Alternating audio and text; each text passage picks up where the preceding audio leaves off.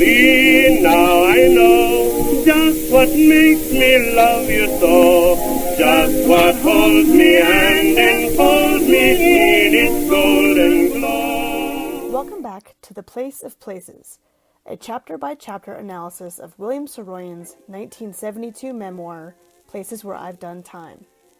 Today, we are admitted into the St. Francis Hospital, San Francisco, 1935. In 1935, Saroyan went on a European tour, visiting many countries, including Soviet Armenia. In Tiflis, Georgia, which was also Soviet, his appendix became infected. He took sick there, thinking it was just from spoiled food, and continued on to London, New York, and then home to San Francisco. He figured his illness was just another small one that is easily gotten over during the course of life. This is a summary of this chapter, but in Letters from 74 Rue Tabu, he describes the story in greater detail. He tells us he was eating at the In-Tourist Hotel and suddenly felt very ill. He yelled at the waiter that they were serving dirty food, and then drank several bottles of water all night. He felt weak and pale in the morning, but better by evening and able to take the train to Yerevan. 3 months later, his stomach was still hurting, and he was still drinking water, now back to writing in San Francisco. He had rented a small office near Kearny Street to see if he could write better in an office than at home. Running a slight fever, he wrote the story, The Man with the Heart in the Highlands, and continued to run a fever the next day. Remembering that his father had died from a burst appendix, he took a taxi to the St. Francis Hospital. The family doctor, Harold Fraser, was called in. I knew at 3 o'clock that I was in trouble, far out trouble, that is. I got up and shaved, hoping the trouble would go away, but it didn't. For my father it did, that is to say, the infected appendix burst, and he imagined his relief was the consequence of an improvement in his condition, rather than a killing accident. In short, he was tricked, and rested in a false sense of well-being at last. He goes on, a burst appendix brought on the peritonitis that killed my father in San Jose, California, in July of the year 1911, when he was 36 years old. My father got over his illnesses as a rule, as all of us do, but this time he didn't, and by the time he knew he was dying, it was too late. The game was over.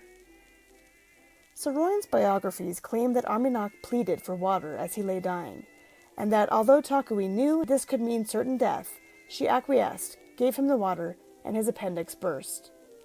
His son, Aram, posited in the biography William Saroyan that Arminach was supremely unhappy with his life in America, failing in his religious calling and disappointed with attempts at farming.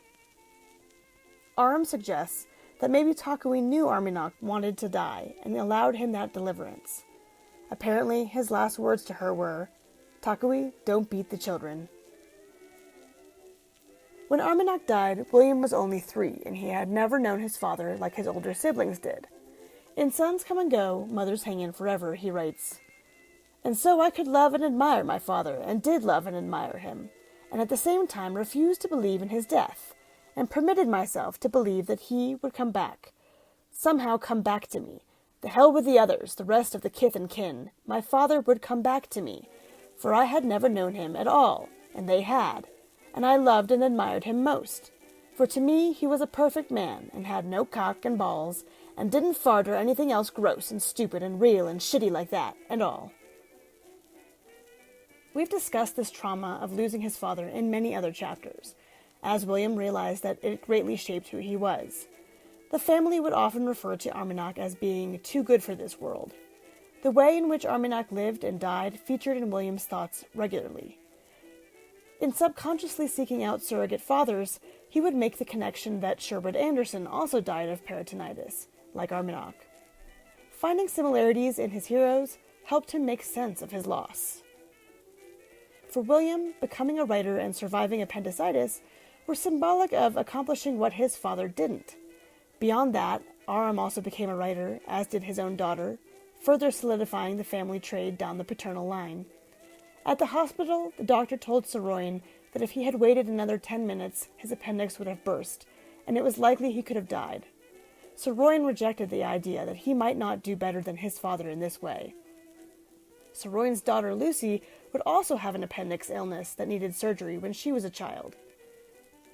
The repetition and cycles in this family are nothing short of poetic. It's no surprise that Saroyan was so fascinated by the concepts of the egg and the circle throughout his life. After the emergency surgery, Saroyan explains, "At 11 or so, when I came out of the ether, it was all over. I had traveled far and wide and deep in the ether sleep, so that when I finally reached the destination I was trying for all the time, wakefulness, I had the sense of having been in the land of death, so to put it, among the long, long dead, where I might have traveled forever. Hence my being back in the world, in the land of life, affected me in a way that nothing before or since has affected me. I felt that I was experiencing the event of birth, accepting that it was into a fully grown body and into a life of much personal reality, many events, much failure, and much achievement." In the previous chapter, we discussed Saroyan's relationship to sleep.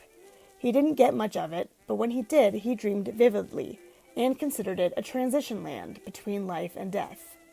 We also addressed how people who claim near-death experiences tend to have disrupted circadian rhythms and sleep cycles, like Saroyan did. To leave this quote here would be optimistic, as Saroyan leaves this chapter as a changed man, reborn and mystically aware for the first time. But in Letters from 74 Rue Tabu, he elaborates on waking from surgery, with a more ambivalent long-term outcome. "At about 11 in the morning, an hour or two after the swollen appendix had been removed, I came to, feeling as if I had just been born into a grown man's body, aged 27, and I felt the most profound respect for the mere fact of being alive that I have ever felt, vowing to cherish every instant of my time and to keep myself in good health, pushing aside all of the stuff that only gives the body a bad time. Cigarettes, whiskey, anxiety, impatience, excessive work, and so on. But it didn't work out that way, and I'm still so caught up in the limitations of my character that I smoke and drink and eat the wrong kind of food and never do any exercise except a little walking, and so my health is shot. I'm fat, I've got ulcers, I'm impatient, I never sleep more than 2 hours at a time, wake up, read, sleep another hour or two, and so it goes all night, except when I am so drunk that I am anesthetized into 4 or 5 hours of sleep. That is how it is with me at the age of 59. I'm dying, most likely, but no more than I always have been. But what killed you at the age of 44? That's what I'd like to know." This last part is in reference to Dr. Harold Fraser, the subject of the chapter and imaginary recipient of the letter from Rue Tabu. In fact, he died at age 50 from heart disease. In this Places Where I've Done Time chapter, Saroyan reminds us that Dr. Fraser was also the personal physician of James Rolfe, the former mayor of San Francisco and governor of California. This is perhaps to remark on the small-town quality of San Francisco in the 1930s, and the ongoing way that chance meetings affected Saroyan throughout his life. In his later memoirs, Saroyan didn't shy away from the truth of his defects in character, his vices that made for nearly insurmountable financial problems. That he survived so long past his father perhaps made him feel confused or guilty about his own lifestyle, compared against a man others considered unimpeachable. Here again we see the important theme of legacy and what we owe our ancestors. Aram would write a whole book about this in Last Rites, deconstructing his relationship with his own father, as Saroyan had tried to do in Fits and Starts with Armagnac.